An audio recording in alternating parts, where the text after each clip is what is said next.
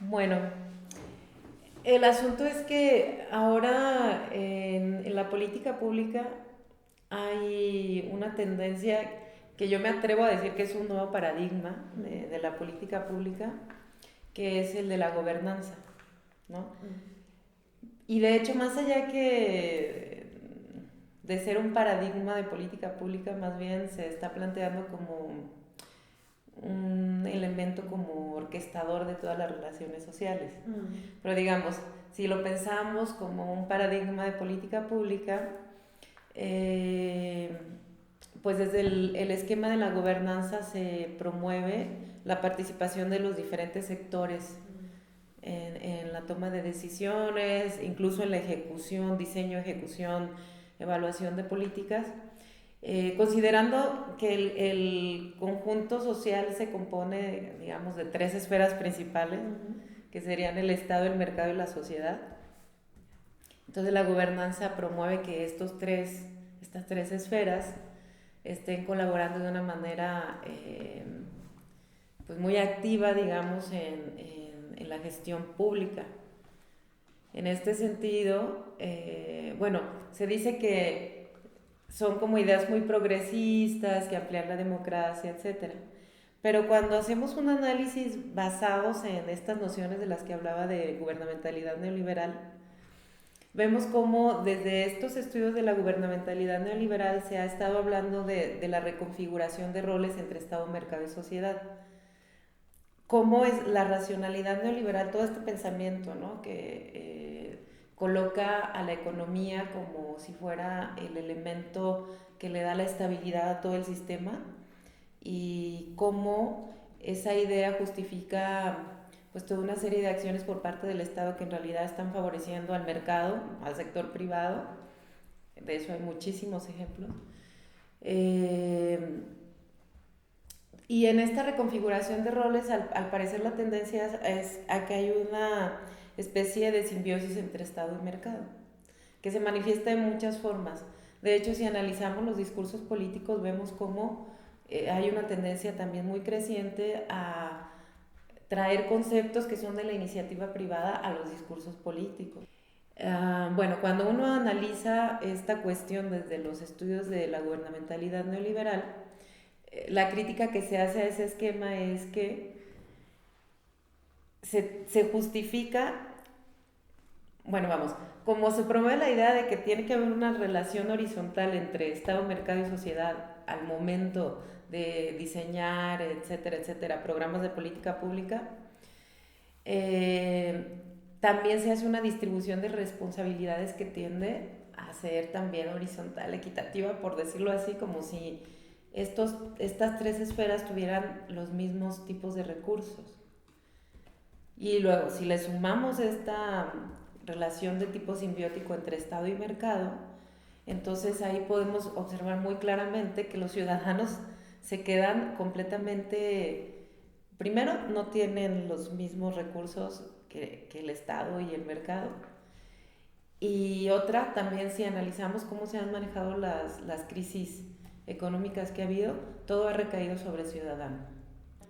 Entonces ahí lo que hizo el Estado, se puede observar que antes que garantizar el derecho a la vivienda, el derecho al trabajo, etcétera, se le garantizaron a estos entes privados sus propiedades, ¿no? Entonces, en la práctica podemos verlo así, y como modelo, a pesar de que todo el discurso habla de ampliación de la democracia, relaciones horizontales, cuando analizamos que estas tres esferas del conjunto social no tienen el mismo tipo de recursos, entonces se vuelve como que una falacia, ¿no? O sea, como que um, la sociedad no tiene los mismos recursos que el Estado, en el sentido de que el Estado tiene todo el aparato, todas las agencias gubernamentales, ¿no? Tiene la propiedad legítima de la violencia, tiene recursos económicos, formas de, bueno, cobrar los impuestos, etcétera, ¿no? El sector privado pues tiene también sus recursos, son los que tienen los medios de producción, etcétera, ¿no? Pero el sector social, el recurso que tiene pues es su fuerza política en todo caso, ¿no? Que bueno, se podría hacer un debate, ¿no? Que tanto, que si se pueden hacer una comparación entre los valores de estos recursos, pero lo que destaca entonces es que esa pretendida horizontalidad que promueve la gobernanza es en sí misma no posible, ¿no? Entonces, bueno, los críticos de este término hablan de que a final de cuentas este esquema de la gobernanza forma parte de una especie de paquete, digamos, de términos, conceptos, ideas eh, que se han promovido basados o construidos a partir de una racionalidad neoliberal. Bueno, los críticos de este término hablan de que a final de cuentas este esquema de la gobernanza forma parte de una especie de paquete, digamos, de términos, conceptos, ideas eh, que se han promovido basados o construidos a partir de una racionalidad neoliberal. Entonces, bueno, en el campo de las migraciones podemos ver cómo las políticas se han ido construyendo con base en visiones que sí tienen mucha afinidad con muchos de los planteamientos neoliberales, por ejemplo. Tenemos este documento que sacó la Organización Internacional para las Migraciones, el marco de gobernanza para las migraciones, eh, que expone cómo sería una buena gobernanza, ¿no? Y entonces delinea ahí una serie de características y acciones. Parte de la idea de que la migración puede ser un proceso que tiene beneficios, pero mal gestionado puede ser perjudicial. Y entonces, a partir de ahí dice cómo puede ser bien gestionado. Y entonces ahí viene lo que es la buena gobernanza para las migraciones. Una de las principales críticas que se le hace a este esquema es que plantea a los migrantes como agentes de desarrollo y hace un mecanismo a través del cual los cosifica como fuerza de trabajo. A ver, explico. Al decir que la migración puede traer beneficios al desarrollo y delinear cómo sería posible llegar a esos beneficios, se delinean ciertas características de cómo tendrían que ser los migrantes, ¿no? Y a partir de cómo tendrían que ser los migrantes para ser convertidos en agentes del desarrollo, se habla de defensa de los derechos humanos, programas de incorporación, pero no porque son personas, no por su calidad de seres humanos, por su carácter de seres humanos, sino porque son potenciales agentes del desarrollo. Entonces, a partir también de esta idea se ha hecho lo que han llamado una clasificación entre el migrante deseado y el migrante no deseado. Entonces el migrante deseado es aquel que se puede convertir en agente del desarrollo. El migrante no deseado es el que no tiene esas posibilidades, ¿no? Entonces, esa es una de las principales críticas que hay, ¿no? hacia este esquema de la gobernanza. Y que vemos que sí es una tendencia global.